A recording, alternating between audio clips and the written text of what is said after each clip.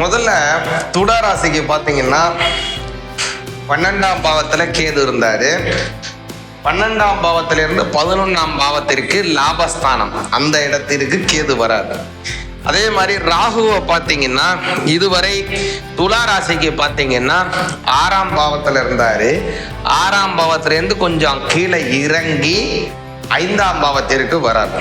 பொதுவாக ராகுவும் கேதுவும் ஒரு இடத்துல மாறி இன்னொரு இடத்துக்கு மாறினா ஒரு இடம் ப்ளஸ்ஸாக இருக்கும், ஒரு இடம் மைனஸாக இருக்கும், அல்லது இது ப்ளஸ்ஸாக இருக்கும், ராகு மைனஸாக இருக்கும். ஆனால் துலா ராசிக்கு மட்டும்தான் ரெண்டுமே பிளஸ். ஒரு நல்ல ஜோதிடர் என்பவர் ராகுவை வைத்தும் கேதுவை வைத்து மட்டுமே பலன் சொன்னா போறோம், 80% அவங்க மார்க் வாங்கிடலாம்.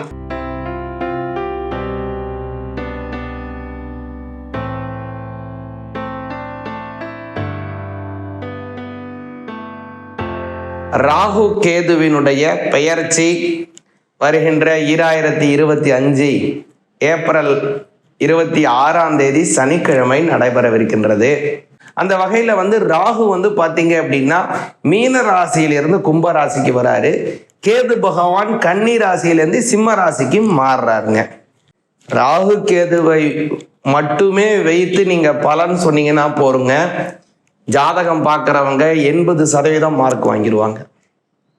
ஏன்னா ஒரு ராகு கேதுவுக்கு தனி வீடு கிடையாது, அவங்களுக்குன்னு இருக்கக்கூடிய தனித்துவமான குணாதிசயம், அதை வச்சு ஒரு பலன். அவங்க எந்த வீட்டில் இருக்காங்களோ அந்த வீட்டின் அதிபதியினுடைய பலனையும் தருவாங்க, அதை வச்சு ஒரு பலன்.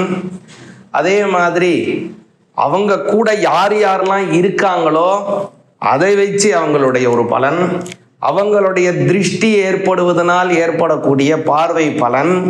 இன்னொரு 5வது தான் முக்கியமான பலன், அவங்க நட்சத்திரத்துல எந்தெந்த கிரகங்கள்லாம் போகுதோ அதை வைத்தும் அவர்களுடைய பலன்கள் மாற்றுவாங்க.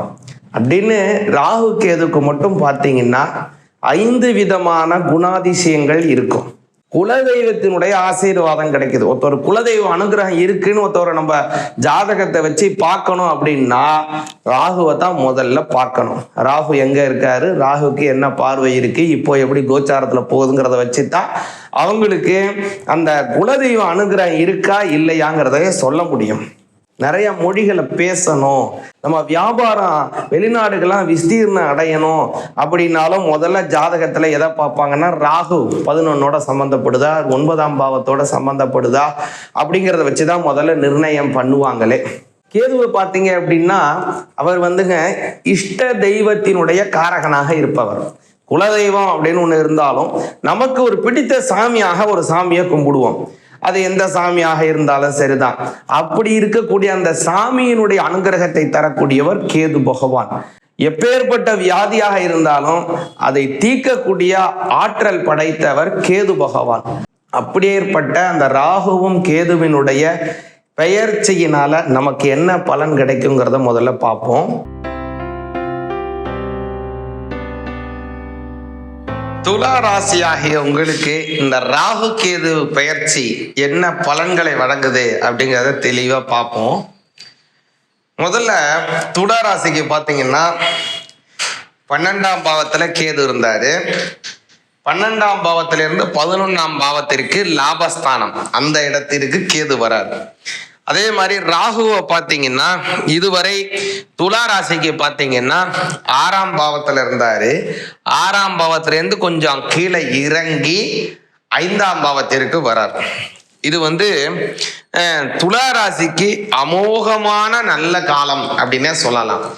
இந்த ராகு கேது பயிற்சியினால நல்ல பலன்கள் அடையக்கூடிய முக்கியமான 2 ராசிகள்ல துலா ராசியும் ஒண்ணு.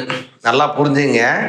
இந்த ராகு கேது பயிற்சி, பொதுவா ராகுவும் கேதுவும் ஒரு இடத்துல மாறி இன்னொரு இடத்துக்கு மாறினா ஒரு இடம் பிளஸ்ஸா இருக்கும், ஒரு இடம் மைனஸா இருக்கும், அல்லது இது பிளஸ்ஸா இருக்கும், ராகு மைனஸா இருக்கும். ஆனா துலா ராசிக்கு மட்டும்தான் ரெண்டுமே பிளஸ். ஏன்னா ராகு கேது 11, ராகு 5, இது அமோக வெற்றின்னு சொல்லலாம். முதல்ல 11ல இருக்கக்கூடிய கேதுவை பத்தி பார்ப்போம். கேது பகவான் பார்த்தீங்கன்னா உங்களுடைய 12ஆம் பாவத்துல இருந்தார். இதுவரை பார்த்தீங்கன்னா உங்களோட 12ல தான் இருந்தாரு. 12ல உங்களுக்கு இருக்கிற காலத்துல உங்களுக்கு என்னென்ன செஞ்சிருப்பாருங்கிறதையும் நான் சொல்றேன். முதல்ல பார்த்தீங்க அப்படின்னா உங்களுக்கு விரய செலவுகளை கொடுத்துருப்பாரு. இதுலையாவது முதலீடு செய்வீங்க, சிறிய தொகை தானன்னு பண்ணுவீங்க, ஆனால் அது பெரிய தொகையா போய் முதலீடா உட்காந்துருக்கும். ஆனா பெரிய தொகை சரி திரும்பி ஏதாவது ஒரு ஆதாயம் வருதா, அதுலேருந்து ஏதாவது ஒரு லாபம் வருதா, இந்த அளவுக்கு நம்ம பொருள் செலவு பண்ணியிருக்கோம் அப்படின்னு பார்த்தீங்கன்னா ஒண்ணுமே வராதுங்க. ஏன்னா அந்த கேது விரயஸ்தானத்துல கேது போனதுனால அது கர்ம சாவல்யங்கள் ஏற்பட்டிருக்கும். சில பேருக்கு தேவையற்ற அலைச்சல்கள் ஏற்பட்டிருக்கும். ஒரு சிலருக்கு சில துறை மாற்றங்கள் ஏற்பட்டிருக்கலாம். அந்த மாற்றத்தினால முன்னேற்றம் வந்திருக்குமான்னா வந்திருக்காதுங்க, ஏமாற்றம் தான் வந்திருக்கும். ஆனா இப்போ 11ஆம் பாவத்திற்கு கேது வந்திருக்காரு. இந்த 11ஆம் பாவம் உங்களுக்கு பாத்தீங்கன்னா லாபஸ்தானம். இந்த லாபஸ்தானம் என்னங்க, லாபஸ்தானம் என்னத்தை அள்ளி கொடுத்துட போறார் அப்படிங்கிறத அப்படின்னா, பொதுவாகவே இந்த 11ஆம் பாவத்துடன் குரு அல்லது சனி அல்லது ராகு அல்லது கேது இல்லது ஏதோ ஒரு கிரகம், இந்த முக்கியமா இந்த 4 கிரகம் இருக்கு பாருங்க, இந்த 4 கிரகம் அதோட சேர்ந்தால் மட்டும்தான் அந்த சமயத்துல அவனுக்கு மூட்டை மூட்டையாக பொருள் சம்பாதிக்கக்கூடிய பலன் கிடைக்கும். மற்ற சமயத்தை விட அந்த 11உடன் அது சம்பந்தப்படக்கூடிய சமயத்துல பார்த்தீங்கன்னா அதிகப்படியான வருவாய்கள் ஏற்படும். பொதுவாகவே எல்லா மனிதனுக்கும் ஒரு குறிப்பிட்ட காலத்துல பொருளாதார வளர்ச்சிகள் அப்படிங்கிறது ஏற்பட்டிருக்கும். ஆனா அந்த பொருளாதார வளர்ச்சிகளை அவன் முறையாக பயன்படுத்தினான் அப்படின்னா வாழ்க்கையிலே ஒரு உயரிய இடத்திற்கு போயிருப்பான். ஆனால் அந்த கிடைத்த பொருளாதாரத்தை சரிவர அவன் பயன்படுத்தல அப்படின்னு பார்த்தீங்கன்னா அதெல்லாம் பாதாளத்துக்கு போயிடுவான். நல்லா புரிஞ்சுங்க ஒரு விஷயத்த, எந்த இடத்திலையும் சரி பொருளாதாரம் ஒரு மனிதனுக்கு வாழ்க்கையில ஒரு சில சமயமாவது ஏற்பட்டிருக்கும். அதை எப்படி பயன்படுத்தினாங்கிறத வச்சுதான் அவனுக்கு வாழ்க்கையில மாற்றமா அல்லது ஏமாற்றமாங்கிறது. இப்போ உங்களுக்கு 11ல வரக்கூடிய கேது உங்களுக்கு பொருளாதார வளர்ச்சிகளும் தருவாரு. அந்த பொருளாதார வளர்ச்சி உங்க வாழ்க்கைக்கு முன்னேற்றத்தை தரும்படியானபடியாகவும் மாற்றுவார். இதை நல்லா கவனிங்க. இந்த கேது பகவான்கிறவர் ஞானகாரகன், மோட்சகாரகன் இல்லைங்களா? அவரு 11ஆம் இடம். ஒவ்வொரு ஸ்தானத்திற்கும் ஒவ்வொரு வேலை. என்னுடைய வாய் பேசதான் செய்யும், சாப்பிடதான் செய்யும். ஆனா இந்த வாயை வச்சு எதையாவது நம்ம நகர்ந்து போக முடியுமா, இந்த இடத்துல இன்னொரு இடத்துக்கு போக முடியுமானா முடியாது. அதுக்கு கால் தான் வேணும். கையினால எழுத முடியும். ஒவ்வொரு உறுப்புக்கும் ஒவ்வொரு சில வேலைகள் தானே செய்ய முடியும். அது மாதிரி இந்த 11ஆம் பாவங்கிறது என்ன அப்படின்னு பார்த்தீங்கன்னா லாபத்தை கொடுக்கக்கூடிய ஸ்தானம். இந்த லாபஸ்தானங்கிறது லாபத்தையும் கொடுக்கும், அதே சமயத்துல உங்களுக்கு ஜீவாதாரத்துல நல்ல உயர்வை தராருங்க. எதை செஞ்சு உங்களுக்கு லாபம் கிடைக்குதோ, எதை செய்தா உங்களுக்கு உத்தியோகம் உயர்வு கிடைக்குமோ, எதை செஞ்சா உங்களுக்கு 4 பேர்கிட்ட நல்ல மதிப்பு கிடைக்குமோ, எதை செஞ்சா சமூகத்துல உங்களுக்கு நல்ல பாராட்டு கிடைக்குமோ அதை செய்ய போறீங்க துளாராசிக்காரங்க, கேது 11ல இருக்கிறதுனால. அதே மாதிரி துளாராசிக்கு பார்த்தீங்கன்னா 5ஆம் பாவத்துல இப்ப ராகு வராருங்க. ராகு 5ஆம் இடத்துல வர்றதுனால முதல் விஷயம் என்ன அப்படின்னா குழந்தை பாக்கியத்தை கொடுப்பார். ஏன்னா போக போகிய மணி மந்திர ஔஷத காரகர் ராகு பகவான். இந்த ராகு பகவான் அப்படிங்கிறவர் ஒரு போகத்தை கொடுத்தாகணும். உங்களுக்கு மணி மந்திரம் ஔஷதம் இது எல்லாத்தையும் யார் கொடுத்தாகணும்? ராகு பகவான் தான் கொடுத்தாகணுங்க. அதாவது மணின்னா இந்த மணி இல்லைங்க, மணி கழுத்துல போடுற மணியானா அந்த மணியும் இல்லைங்க. மணி அப்படிங்கிறது என்ன அப்படிங்கிறது நல்லா புரிஞ்சுங்க. மணி அப்படிங்கிறது ஒவ்வொரு விதமான சேர்க்கை அப்படின்னு பேரு. நம்ம கழுத்துல போடுற மணிக்கு ஏன் மணிமாலை அப்படின்னு பேர் வந்தது அப்படின்னா, ஒவ்வொன்றையும் அதை சேர்த்து போடுறதுனால தாங்க அதுக்கு மணி அப்படின்னு பேர்.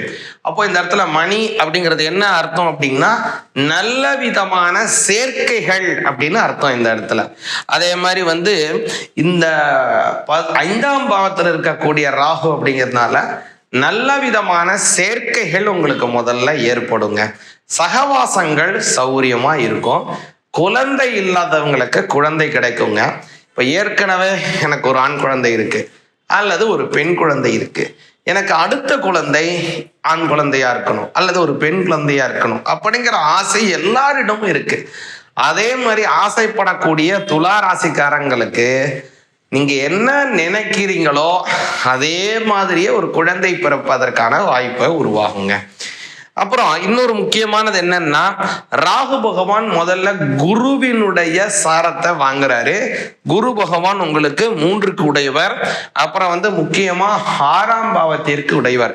6ஆம் பாவமும் 5ஆம் பாவமும் சம்பந்தப்படுது அப்படின்னா, சொத்துக்கள் பிரிப்பதிலே பிரச்சனை இருக்கு, அல்லது கோர்ட்ல ஒரு கேஸ் இருக்கு, அல்லது எதிரிகளின் தொல்லைகள் இருக்கு, இது மாதிரி ஏதாவது இருக்கு, ஏதோ ஒரு பிரச்சனை இருக்கு, அது ரொம்ப நாளா ஒரு சட்ட போராட்டம் இருக்கு அப்படின்னா, இந்த சமயத்துல உங்களுக்கு வெற்றி கிடைக்கும்.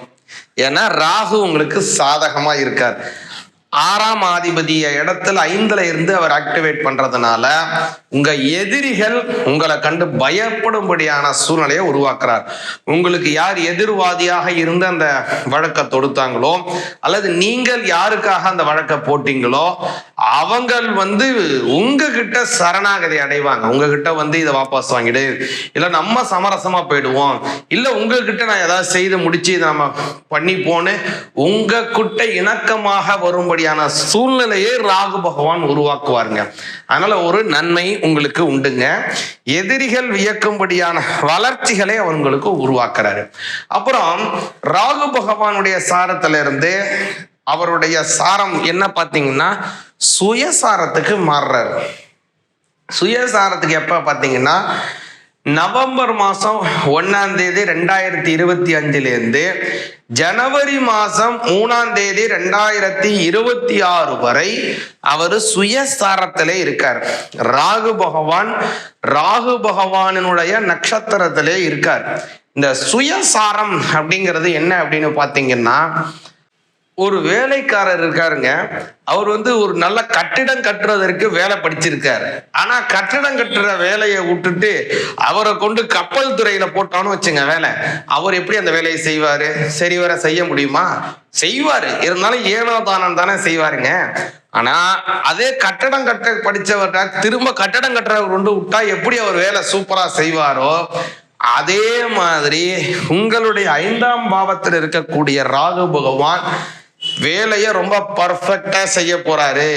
எந்த வேலையை செய்வாரு? வேலை செய்வார். நீங்க எந்த வேலையை செய்வார் அப்படின்னா, உங்களுடைய வளர்ச்சி, உங்களுடைய குடும்ப தேவைகளை நிவர்த்தி செய்தல், உங்களுடைய குடும்பத்திலே ஒரு மணி, உங்க குடும்பத்திலே பொன் பொருள் ஆபரண சேர்க்கை, வீடு வாகனம் வசதி வாய்ப்புகள், குழந்தை செல்வங்கள், அதே போல மதிப்பான நல்ல அந்தஸ்து போன்ற எண்ணற்ற பணிகளை ராகு பகவான் சுயசாரத்தில் செல்லும் போது உங்களுக்கு பெற்று தருவார்.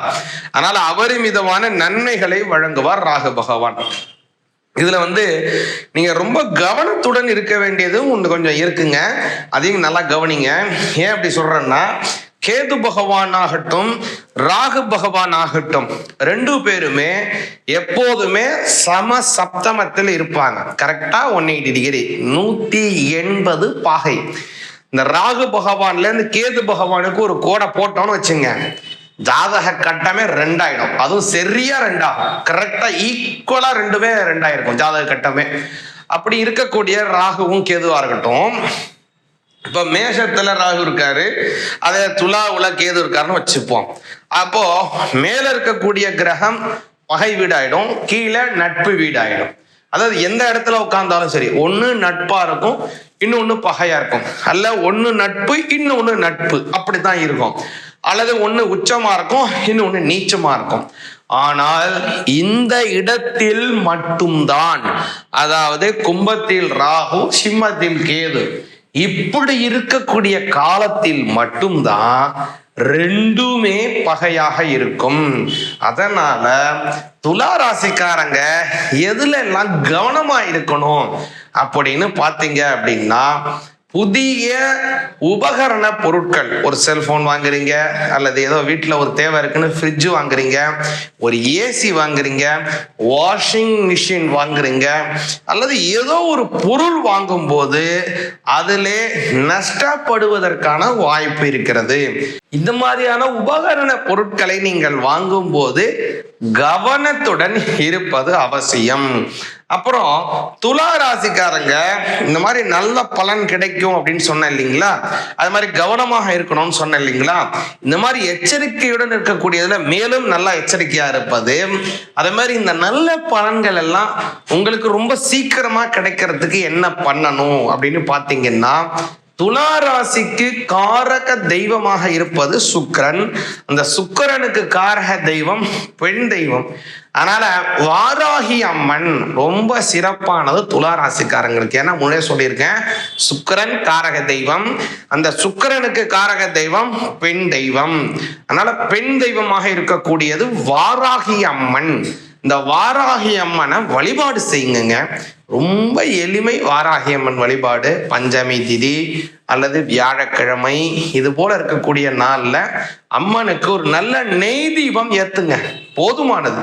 அதை ஏத்துனாலே துலா ராசிக்காரங்களுக்கு அமோகமான ஒரு வெற்றி, குடும்பத்திலே சந்தோஷம், வரக்கூடிய இடர்பாடுகளிலிருந்து நிவர்த்தி, அது மட்டும் அல்லங்க குபேர சம்பத்துகள் கிடைக்கும். சிவாய நமஹ. இப்ப பாருங்க, ராகுவும் கேதுவும் அவங்களுடைய அந்த இடத்துல இருக்கிறத வச்சு ஒரு பலனை நம்ம பார்க்கிறோம். இந்த பலன் அப்படிங்கிறது உங்களுடைய சுய ஜாதகத்துல ராகுவும் கேதுவும் எந்த இடத்துல இருக்காங்களோ, ஏன்னா முன்னாடியே சொன்ன பாருங்க, ஒரு நல்ல ஜோதிடர் என்பவர் ராகுவை வைத்தும் கேதுவை வைத்து மட்டுமே பலன் சொன்னா போறோம், 80% அவங்க மார்க் வாங்கிடலாம். ஏன்னா முன்னாடியே சொன்ன மாதிரி 5 விதமான தன்மை மாற்றங்கள் அவங்களுக்கு இருக்கு. அப்போ உங்களுடைய சுய ஜாதகத்துல ராகுவும் கேதுவும் இந்த கோச்சாரத்தை எவ்வளவு தூரம் அவங்க கிரகிச்சு உங்களுக்கு பலனை வழங்க போறாங்கிறது நல்லா புரிஞ்சுங்க. அதனால உங்களுடைய தனித்துவமான ஜாதகத்தை நல்ல ஜோதிடரிடம் ஒரு ஆலோசனை வாங்கிக்கங்க.